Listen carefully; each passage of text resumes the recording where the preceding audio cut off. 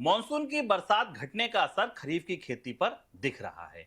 खेती सीजन आधे से ज्यादा खत्म हो गया और खरीफ का रकबा अब भी पिछले साल के मुकाबले 100 लाख हेक्टेयर से ज्यादा पिछड़ चुका है। आपको याद होगा पिछली बार जब ये आंकड़ा आया था तो 90 लाख हेक्टेयर की खेती पिछड़ी हुई थी। ये आंकड़ा बढ़ गया। बरसात की जो कमी थी वो सिकुड़ी, लेकिन खेती का जो आंकड़ा था वो कम होने का जो आंकड़ा था वो बढ़ गया। 10 जुलाई तक देश भर में 531 लाख हेक्टेयर में खरीफ की खेती दर्ज की गई। पिछले साल इस दौरान तक 632 लाख हेक्टेयर से ज्यादा की फसल लग चुकी थी। सभी प्रमुख खरीफ फसलों यानी धान, कपास, सोयाबीन, तुअर और मोटे अनाज की खेती पिछड़ी हुई है। इस बीच अब तक बीते मानसून सीजन में बरसात की कमी बढ़कर 19% पहुंच गई है। कल जब हम और आप चर्चा कर रहे थे इस शो में, तब ये कमी 18% थी, अब 19% हो गई है। सर, क्या माना जाए, खेती का पिछड़ना अब स्थायी हो गया है, स्थायी रूप से पिछड़ गई है, अब कुछ भी हो जाए वापस नहीं आएगी? शुभम, दर्शकों को याद होगा हम लोगों ने एक हफ्ते पहले, पिछले हफ्ते शायद, आपसे जब बात की थी और एक थंब लगाया था कि भरपूर जोखिम है, जोखिम शुरू होता। और आप देखिए ये पूरा पूरा आज का बुलेटिन आपको ये बताएगा कि रिस्क जिनको हम नहीं देखते वो वापस कैसे बार बार लौट कर आते हैं। और उसमें ये मानसून को लेकर, एल नीनो को लेकर बीच में इस बात की संभावना थी कि अच्छी बारिश हुई है, नुकसान की भरपाई हो जाएगी। हालांकि एल नीनो का स्वभाव अतीत से बताता है कि बीच में भले ही बारिश हो जाए, अगर एल नीनो है और मौसम और सूखे के साथ मानसून की शुरुआत हुई है तो वो भरपाई नहीं होती। और वही तस्वीर हमें अब दिखाई दे रही। अब यहाँ रियल सप्लाई साइड रिस्क बनती दिखती है शुभम, और उसको समझना जरूरी है क्योंकि आप भारत में खरीफ की स्विंग 20 से 23% कम है ऑलमोस्ट। अगर आप मान के देखें जो इंडिपेंडेंट ट्रैकिंग के हिसाब से 92 से 100 लाख हेक्टेयर के आसपास की खेती बुवाई कम होगी, जो परिस्थिति अभी हमें दिख रही है। अगर आप बारिश की कमी को देखें तो 18 से 19% है। और खुद मौसम विभाग ने अपने एलपीए में जो लॉन्ग पीरियड एवरेज है उसमें बिलो नॉर्मल का अनुमान और आकलन जारी रखा है। देश के एक बड़े हिस्से में जहां हमने एक हफ्ते पहले काफी तेज बारिश देखी थी, अब चुनौती वैसी ही वापस लौटकर आती दिखाई दे रही है। तो इसमें ऑयल सीड्स हैं, पल्सेस हैं और कॉटन है। ये तीन महत्वपूर्ण फसलें हैं जिन पर सीधा की खेती का भी प्रभावित होगा। तो 100 लाख हेक्टेयर के आसपास की कम सोइंग, पल्सेस, कॉटन और कई मामलों में आने वाले दिनों में महंगाई के लिए बड़ी चुनौती बनेगी। और इसकी रिकवरी होगी, इसकी संभावना अब सीमित दिखाई दे रही है। और इसी का असर हमें महंगाई के आंकड़ों पर बिल्डअप के तौर पर दिखाई देने लगा है। मतलब आप ये मान के चलिए कि अभी तो नहीं, लेकिन अगले एक हफ्ते के भीतर नॉर्थ ब्लॉक को और कृषि मंत्रालय को अपनी तैयारियां आने वाले समय में महंगाई से निपटने के लिए और कई हिस्सों में पिछड़ी बुवाई से निपटने के लिए इसकी तैयारियां शुरू करनी पड़ेंगी।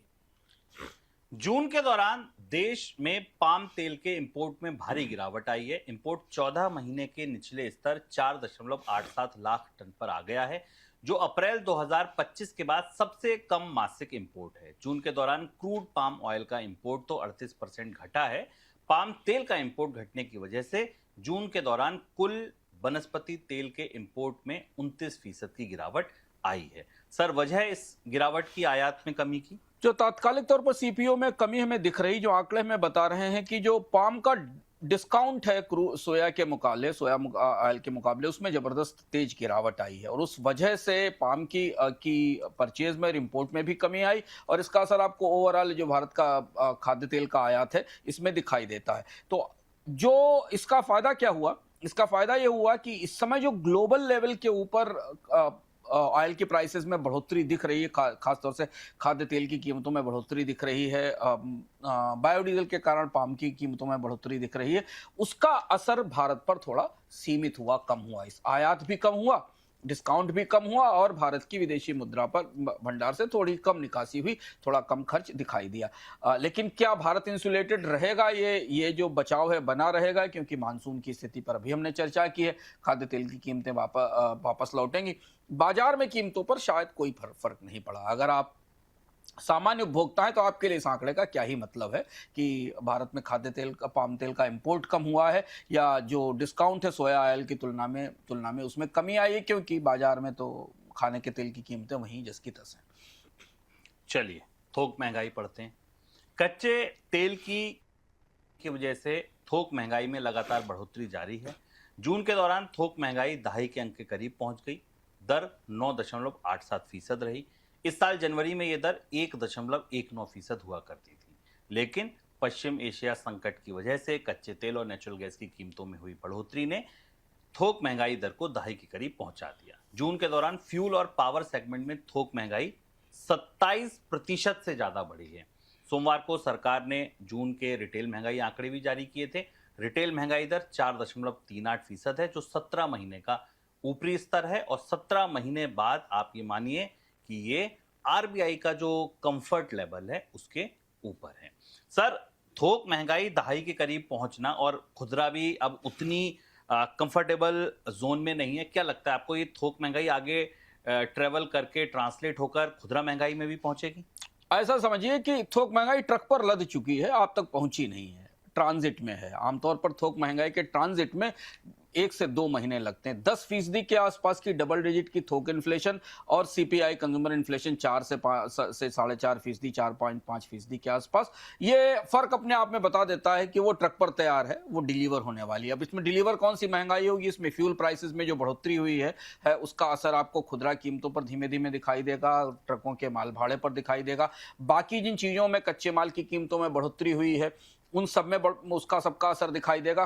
खाद्य महंगाई में अगले आंकड़े में ज्यादा बड़ी बढ़ोतरी दिख सकती है, क्योंकि थोक महंगाई के भीतर खाद्य महंगाई में तेज बढ़त दिखाई दी। तो थोक बाजार में अनाज की, खाने पीने की चीजों की कीमतें बढ़ चुकी हैं, उन्हें पैक होकर डिब्बे में आपके दरवाजे तक, आपके स्टोर तक या ब्लिंकिट के जरिए आपके घर तक पहुंचना है। और ये डाइवर्जेंस हमेशा थोक महंगाई और खुदरा महंगाई के बीच का ये बताता है कि भविष्य में और नई ताजी बड़ी महंगाई सामने आने वाली है। और शायद आरबीआई इसी बात की से निपटने की कोशिश कर रहा। तो ध्यान महत्वपूर्ण रूप से इस बात पर ध्यान रखिए सबसे ज्यादा कि कौन सी वो चीजें हैं जिन चीजों को थोक महंगाई में सबसे ज्यादा बढ़ोतरी दिखाई दी है, वो जो हमने आपको आंकड़ों में भी दिखाया है। ये सारी चीजें आने वाले दिनों में, और थोड़ा मानसून का असर, थोड़ा और भी सेंटीमेंट जो प्रो इन्फ्लेशन सेंटीमेंट बन रहा है इन्फ्लेशन के पक्ष में, उसका असर में दिखाई देगा। तो ये आपके दरवाजे पर पहुंचने वाली है।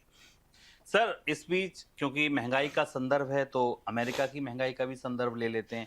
अभी थोड़ी देर पहले आंकड़े आए, अनुमान से महंगाई कुछ कम आती दिखी, बाजार में कुछ हरियाली आ ही रही थी। क्या आपको लग रहा है कि अमेरिका के आंकड़ों के भीतर क्या है? अमेरिका की महंगाई ने थोड़ा दिलचस्प सरप्राइज दिया बाजार को, और उसका असर हमने देखा।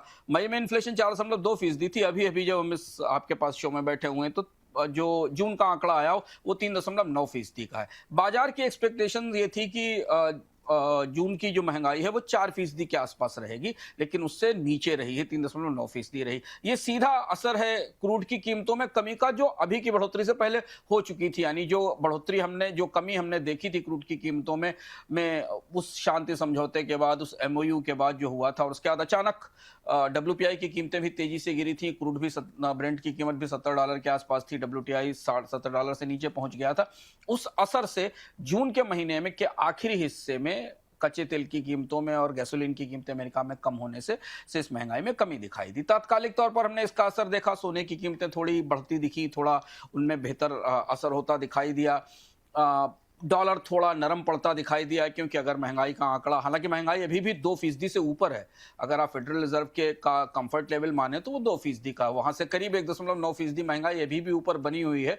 लेकिन हाँ, ये कि जो तलवार सर पर टंगी थी, जो डर था कि अगर महंगाई 4% से ऊपर के जोन में अमेरिका में रही तो ब्याज दरें बढ़ने की गुंजाइश है, जैसा कि फेड का डॉट प्लॉट बता रहा था, और जैसा वार्श ने अपनी सधी हुई टिप्पणियों में कहा था, फेड के चेयरमैन ने, उसे लेकर थोड़ी आशंकाएं, थोड़ी चिंताएं कम हुई। अमेरिकी शेयर बाजार में रात में हमें थोड़ी और ज्यादा बढ़त, मजबूती दिखाई देगी इस आंकड़े से, क्योंकि वहां खतरा टलता दिख रहा है। लेकिन ये इसको भी स्थायी मत समझिए, क्योंकि कच्चा तेल आज फिर 80 से ऊपर पहुंच गया है, WTI फिर वापस वहीं पहुंच रहा है।